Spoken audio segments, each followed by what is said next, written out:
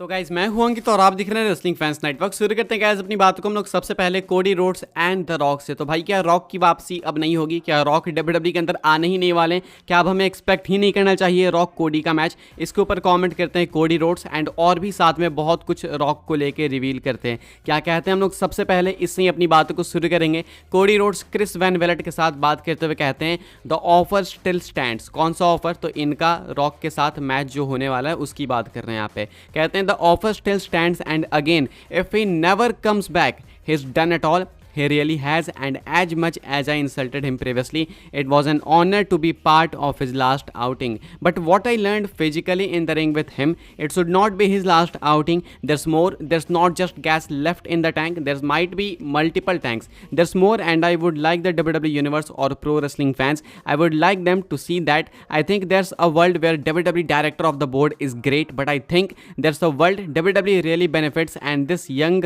audience being able to connect with him. They don't know him as the people's champ. They know him as the final boss. I am that offer stands whenever. कहते हैं Cody Rhodes की भाई इनको ऐसा लगता है कि जो ऑफर है मैच का वो अभी भी इनके तरफ से तो भाई ओपन है, मतलब ये लड़ने के लिए तैयार हैं रॉक से। लेकिन ये कहते हैं कि शायद ऐसा भी हो सकता है कि रॉक कभी वापस ही ना आए। हो सकता है कि जो रिसेंट उसका लास्ट रन था ये रेसलमेनिया 40 के टाइम का, वो हो सकता है उसका लास्ट रन हो, लास्ट आउटिंग हो उसकी, ऐसा ये कहते हैं। लेकिन फिर कहते हैं कि जितना मैंने उसको फिजिकली आंखा है रेसलमेनिया में कम्पीट करके, मुझे लगता है कि उसके अंदर स्टिल काफ़ी कुछ बचा है। इनफैक्ट ये कहते हैं कि काफ़ी कुछ बचा है। ऐसे में कोडी रोड्स के अकॉर्डिंग रॉक वापस कम्पीट कर सकते हैं, मतलब कहीं ना कहीं इनको डाउट है कि क्या पता अब रॉक वापस आए ही ना। लेकिन देन कहते हैं कि फिजिकली अगर आप पूछोगे मुझसे तो मुझे लगता है कि वो आएगा, एंड जब वो आएगा तो मैं चाहता हूं कि फैंस उस चीज़ को, यंग जो ऑडियंस है, बिल्कुल करीब से देखे, करीब से आके। मैंने उसके बारे में बहुत बुरा भला बोला है, लेकिन मैं ये बोलना चाहूँगा कि आपको उसको देखना चाहिए, समझना चाहिए। बिकॉज इन अ वर्ल्ड, आप इस चीज़ को इमेजिन करो कि डब्ल्यूडब्ल्यूई का बोर्ड ऑफ डायरेक्टर इतना ज़्यादा ग्रेट है कि वो रिंग में कम्पीट कर रहा है, वो भी एक बार नहीं बल्कि मल्टीपल टाइम्स,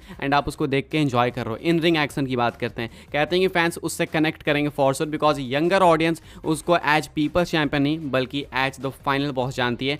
तो ये चाहते हैं कि रॉक अपने उस गिमिक को और ज़्यादा शो ऑफ करें यंगर ऑडियंस के सामने। तो अगर मैं इसको सम अप करके आपको बिल्कुल सिंपली बताऊं तो कोडी सबसे पहले कहते हैं कि हो सकता है कि रॉक अब वापस ना आए, मे भी हो सकता है ये उनकी लास्ट आउटिंग थी जो हमें देखने को मिली। लेकिन देन कहते हैं कि फिजिकली मुझसे पूछोगे भाई तो मुझे लगता है उसे आना चाहिए, बिकॉज मुझे लग रहा है वो उस चीज़ के लिए एबल है, अभी बहुत ज़्यादा एबल है। देन कहते हैं कि इन्हें यह भी लगता है कि रॉक मल्टीपल मैचेस में कम्पीट कर सकते हैं, बिकॉज इनका कहना है कि हो सकता है कि रॉक अपने फाइनल बॉस कैरेक्टर को ज़्यादा शो करे तो यंगर ऑडियंस ज़्यादा कनेक्ट करे। बेसिकली कोडी रोड्स अभी तो अपने मैच के लिए ओपन है, बाकी इनको कहीं ना कहीं back of the mind doubt है कि क्या पता रॉक आए ही ना। हालांकि ऐसा नहीं होने वाला, मैं पता है रॉक आएंगे, लेकिन फिर भी कोडी ऐसा कहते हैं कैरेक्टर में रह के क्रिस वैन वेलेट के पॉडकास्ट में, तो मुझे लगा आपके साथ शेयर करते हैं। आगे बढ़ते हैं गैस, हम लोग बात करते हैं अगली स्टोरी के बारे में जो कि बॉबी लैस्ली को लेके। बॉबी लैस्ली को विश करना गैस कमेंट्स के अंदर। आज है बॉबी लैस्ली का बर्थडे। बॉबी लैस्ली की अकॉम्प्लिशमेंट्स देख लेते हैं, एक्युलेट्स देख लेते हैं।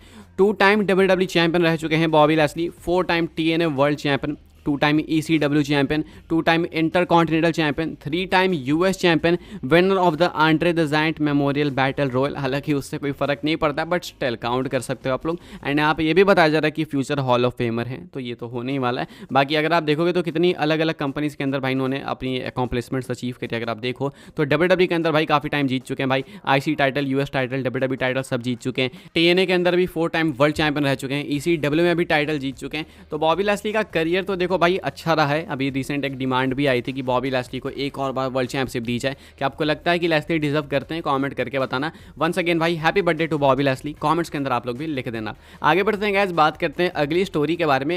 मैं आपको एक वीडियो दिखाने वाला हूँ, थोड़ी फनी लगी मुझे, एंड सोलो सिकोआ ने कैरेक्टर ब्रेक करा एक रिसेंट वीडियो में, तो मुझे लगा आपको भी दिखाते हैं। ये वीडियो आप लोग देख लो भाई अपनी स्क्रीन के ऊपर। यहाँ पे सोलो सिकोआ आपको देखने को मिलेंगे, बिल्कुल 2 सेकंड की वीडियो भाई, तो मैं इसको रिपीट पे लगाऊंगा, लूप पे आप देखना। एक फैन है, वो सोलो सिकोआ को, अगर मैं गलत नहीं हूँ तो एयरपोर्ट पे कैच कर रही है, मतलब उसने स्पॉट करा वहाँ पे। एंड सोलो सिकोआ भाई यहाँ पे काफ़ी फनी तरीके से पोज करते हैं। लाइक आप ट्राइबल चीफ सोलो सिकोआ से ये सब नहीं एक्सपेक्ट कर सकते, बिकॉज सोलो सिकोआ भाई गिमिक को काफ़ी फॉलो करते हैं। एंड हमने कई बार देखा है कि सोलो सिकोआ की ऐसी वीडियो सरफेस हुई है, तो सोलो सिकोआ अपने कैरेक्टर को उसमें भी मेंटेन कर रहे हैं। मैंने आपको शायद रेसलमेनिया 40 के पहले एक वीडियो दिखाई थी, या फिर उससे पहले सोलो सिकोआ वहाँ पे भी अपने गिमिक को कैरी कर रहे थे। जिमी उसको कहीं ना कहीं ब्रेक कर रहे थे, लेकिन सोलो सिकोआ कैरी कर रहे थे। लेकिन यहाँ पे इतनी इंपॉर्टेंट स्टोरी में होने के बावजूद सोलो सिकोआ अपने गिमिक को ब्रेक करते करते हुए दिख रहे हैं एक फ़ैन के साथ, जब एक फ़ैन ने इनको स्पॉट करा। तो आगे बढ़ते हैं गैस, बात करते हैं अगली स्टोरी के बारे में जो कि रिकिसी को लेके। रिकिसी अभी भी ब्लड लाइन की स्टोरी लाइन पर कॉमेंट कर रहे हैं। हालांकि वो एक बार कह चुके हैं कि उन्हें नहीं लगता है कि वो ब्लड लाइन की स्टोरी में इन्वॉल्व हो पाएंगे, लेकिन फिर बार बार भाई पिच करते हैं आइडियाज़ एंड कहते हैं कि शायद मैं इस तरीके से इन्वॉल्व हो सकता हूँ। अब ये क्या कहते हैं मैं आपको बताता हूँ, लेकिन उससे पहले आपने चैनल को सब्सक्राइब नहीं करा गैस, तो चैनल को सब्सक्राइब जरूर से करें। यहाँ पे आपको WWE की न्यूज़ अपडेट्स सब कुछ सबसे पहले जानने को मिलती है, तो आपको कुछ नहीं करना, बस फ्री है, सब्सक्राइब करो धड़क से, बाकी मेरी जिम्मेदारी। तो रिकिसी क्या कहते हैं भाई मैं आपको बिल्कुल इन शॉर्ट बताऊंगा। रिकिसी कहते हैं कि उन्हें ऐसा लगता है कि उनके लिए कंपीट करना तो काफ़ी मुश्किल है, तो इन रिंग एक्शन में तो नहीं आ सकते हैं। दूसरा कहते हैं कि वो ऑन टूर WWE के साथ बैक टू बैक ऐसे ट्रैवल भी नहीं कर सकते, बिकॉज उनकी फैमिली है, उनको सबका ध्यान रखना होता है। देन रिकिसी कहते हैं कि अगर इसके बावजूद भी WWE को बिल्कुल डेस्परेटली नीड है मेरी, अगर WWE को बिल्कुल ज़रूरत है, तो मैं तैयार हूँ। किस चीज़ के लिए? ये तैयार हैं भाई ब्लड लाइन की स्टोरी में इन्वॉल्व होने के लिए। लेकिन एक ट्विस्ट है, कहते हैं कि अगर मैं इन्वॉल्व होऊंगा भाई तो मैं एक साइड नहीं जाऊंगा, यानी कि मैं किसी की साइड नहीं पकड़ूंगा। ये नहीं कि मैं सोलो टामा टोंगा टोंगा लोआ या जे कफाडू की साइड जाऊंगा, और ये भी नहीं कि मैं जे एंड जिमी की साइड जाऊंगा। कहते हैं कि दोनों साइड मेरे ही बच्चे हैं एंड दोनों साइड मेरा ही परिवार है, मेरी फैमिली है, तो मैं कोई एक साइड पिक नहीं कर सकता। तो अगर कोई ऐसा रोल है जिसमें मैं दोनों तरफ से खेल सकूँ, तो देन यस मैं उस चीज़ को कंसिडर कर सकता हूँ, एंड वो इनके शेड्यूल पर ज़्यादा लोड भी नहीं देने वाला हो, तो देन ये चीज़ पॉसिबल हो सकती है। ऐसा कुछ रिकिसी ने कहा। बेसिकली वो दोनों साइड प्ले करना चाहते हैं। आगे बढ़ते हैं गैस, बात करते हैं अगली स्टोरी के बारे में जो कि है गैस एज को लेके। पता नहीं भाई एज ने अपने करियर का क्या कर लिया। एडम कोपलैंड ने WWE के अंदर थे तो क्या थे भाई, हम सबको पता है कि एज कितने बड़े लेजेंड हैं। मतलब ये मुझे एक्सप्लेन भी करने की नीड नहीं है कि एज ने भाई कितना अपना मेजर कॉन्ट्रीब्यूशन दिया है WWE के ग्रोथ में, एंड कितने मेजर मैचेस दिए हैं, कितनी मेजर फ्यूड्स का पार्ट रह चुके हैं। ये मुझे बताने की नीड ही नहीं है। लेकिन इसके बावजूद टोनी खान एक ऐसा क्लेम करते हैं जिसने भाई सबको ही अपसेट कर दिया। लोग कह रहे हैं कि भाई ये क्या कह रहा है, क्या कहते हैं मैं आपको बता दूं। टोनी खान कहते हैं कि एडम कोपलैंड AEW के अंदर जो अपना रन दे रहे हैं वो मोस्ट लाइकली उनके करियर का बेस्ट रन है। बेस्ट रन उनके करियर का, आप समझ रहे हो। एज के WWE के अंदर कितने मेजर मैचेस, कितनी मेजर फ्यूड्स थी। Edge versus Undertaker, Edge versus Cena, Edge and Lita, क्या क्या हुआ भाई मैं इतना एक्सप्लेन भी नहीं कर सकता यार, आपको खुद भी मालूम है। लेकिन इनका कहना है कि AEW के अंदर 500 लोगों के सामने एज कंपीट कर रहे हैं TNT चैंपियन बन के, तो वो उनका बेस्ट एंड पीक मोमेंट है करियर का, ऐसा इनका कहना है।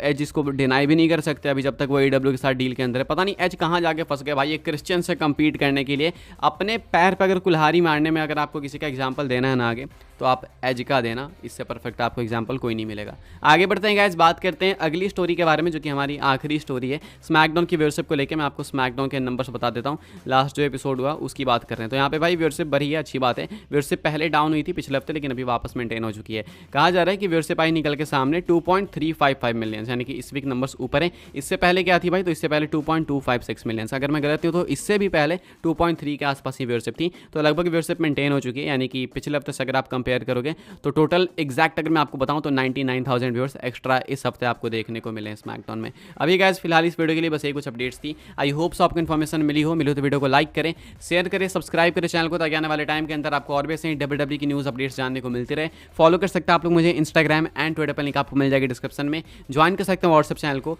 बाकी मिलते हैं अपनी नेक्स्ट ऑफर काफ़ी इंटरेस्टिंग वीडियो में।